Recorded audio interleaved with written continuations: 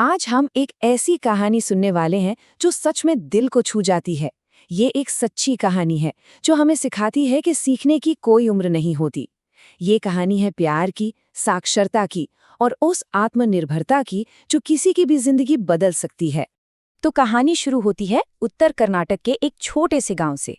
यहाँ एक 12 साल की लड़की और उसकी दादी कृष्णक्का के बीच एक बहुत ही अनोखा और प्यारा रिश्ता था। और उनका ये रिश्ता ना हर हफ्ते आने वाली एक कहानी के इर्द गिर्द घूमता था। तो चलिए कहानी के पहले हिस्से में चलते हैं और देखते हैं कि कैसे एक सिंपल सी कहानी ने दादी और पोती की जिंदगी को खुशियों से भर दिया था। पता है, हर बुधवार का दिन ना उनके लिए बड़ा खास होता था। वो दोनों बड़ी बेसब्री से कन्नड़ पत्रिका कर्मवीर का इंतजार करते थे। क्यों? क्योंकि उसमें मशहूर लेखिका त्रिवेणी का एक नॉवल काशी यात्रा किश्तों में छप रहा था। और ये काशी यात्रा की कहानी बड़ी दिलचस्प थी। ये एक ऐसी बूढ़ी औरत के बारे में थी जो अपनी पूरी जिंदगी काशी जाने के सपने देखती है, लेकिन आखिर में एक अनाथ लड़की की शादी के लिए अपने सारे पैसे दे देती है। दादी, जो खुद कभी काशी नहीं जा पाई थी, उस कहानी के किरदार में कहीं ना कहीं खुद को देखती थी। मगर इस खूबसूरत रिश्ते में एक बहुत बड़ी कमी थी।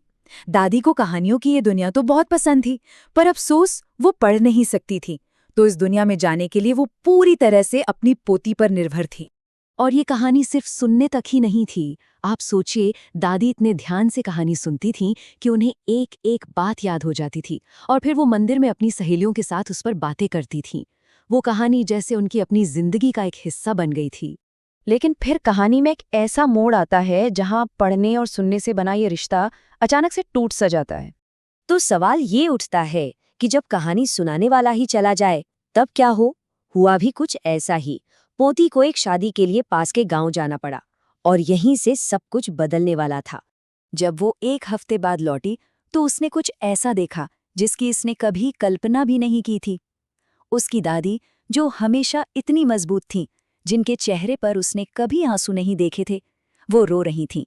और फिर उसी रात छत पर, जब चारों तरफ शांति थी, दादी ने आखिरकार बताया कि उनके दिल में क्या दर्द था। और उन्होंने जो बताया ना, वो सुनकर किसी का भी दिल टूट जाए। उन्होंने कहा कि पोती के जाने के बाद जब मैगजीन आई तो उन्होंने उसे खोला, तस्वीर देखी, पर एक शब्द भी समझ नहीं पाई। वो बस पन्नों पर हाथ फेरती रहीं, इस उम्मीद में कि काश वो अक्षर उन्हें अपनी कहानी बता दें।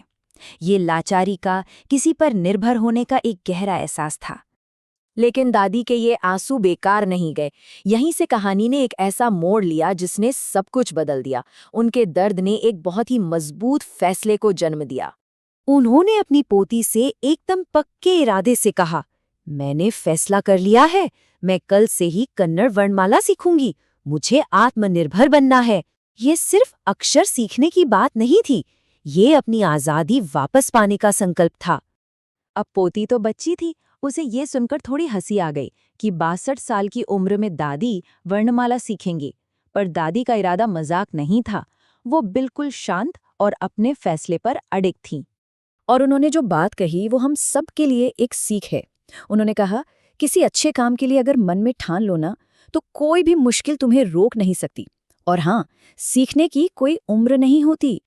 और उन्होंने ये बात सिर्फ कही नहीं, करके भी दिखाई। वो एक कमाल की स्टूडेंट साबित हुई। पढ़ना, दोहराना, लिखना, सुनाना, उन्होंने इतनी मेहनत की, इतना होमवर्क किया, जो सच में कमाल था। तो अब आता है कहानी का सबसे खूबसूरत हिस्सा, वो पल जहां दादी की मेहनत एक बहुत ही प्यारे तरीके से रंग लाती है। उन्होंने एक डेडलाइन रखी थी, दशहरे पर सरस्वती पूजा का दिन, ज्ञान की देवी का दिन। और उस दिन दादी ने अपनी नन्ही सी टीचर को ऐसा सरप्राइज दिया जो वो शायद ही कभी भूल पाए। उन्होंने झुककर अपनी ही पोती के पैर छुए। अब हमारी संस्कृति में ये एक गुरु को दिया जाने वाला सबसे बड़ा सम्मान है। सोचिए, क्या पल रहा होगा वो, जहां उम्र और रिश्ते से बढ़कर ज्ञान का सम्मान किया जा रहा था। उन्होंने अपनी पोती को समझाया, मैं अपनी पोती के नहीं, एक टीचर के पैर छू रही हूं। एक ऐसी टीचर जिसने मुझे पढ़ना सिखाया, और आज मैं आत्मनिर्भर हूं। और फिर आया वो पल जिसका सबको इंतजार था।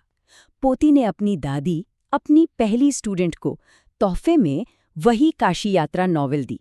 और दादी ने, उन्होंने खुद उसे खोला और बिना किसी की मदद के उसका टाइटल जोर से पढ़कर सुनाया। उनकी परीक्षा पूरी हो चुकी थी और वो फर्स्ट क्लास पास हुई थी। तो ये कहानी खत्म होते होते हमारे लिए एक बहुत जरूरी सवाल छोड़ जाती है। क्या सीखने के लिए सच में कभी देर हो जाती है? दादी की कहानी हमें बताती है कि अगर इरादा पक्का हो तो उम्र तो बस एक नंबर है और आत्मनिर्भरता का सफर जिंदगी के किसी भी मोड़ पर शुरू किया जा सकता है।